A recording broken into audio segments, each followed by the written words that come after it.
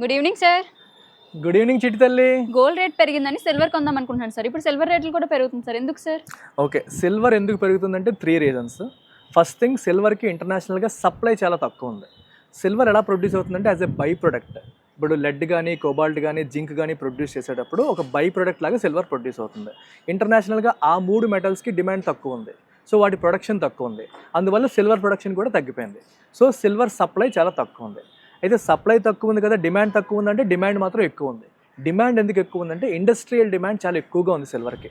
Solar ప్యానల్స్లో కానీ, electric వెహికల్స్లో, ఎలక్ట్రానిక్స్లో, వీటన్నిటిలో కూడా సిల్వర్ని ఎక్కువగా యూజ్ చేస్తున్నారు. సో మరి ఇప్పుడు ఇంటర్నేషనల్గా గ్రీన్ ఎనర్జీ వైపు ట్రాన్సిషన్ అవుతుంది. సో సోలార్కి బాగా డిమాండ్ ఉంది, కాబట్టి ఎలక్ట్రిక్ వెహికల్స్కి బాగా డిమాండ్ ఉంది. వీటిలో సిల్వర్ యూసేజ్ ఎక్కువ ఉంది. సో సిల్వర్ డిమాండ్ ఎక్కువ ఉంది, మార్కెట్లో సప్లై ఏమో తక్కువ ఉంది. సో సప్లై కంటే డిమాండ్ ఎక్కువైపోవడం ప్రధానమైన రీజన్. ఇది కాకుండా మూడో రీజన్ ఏంటంటే సేఫ్ హెవెన్, అంటే ఒక సేఫ్ ఎసెట్ అని.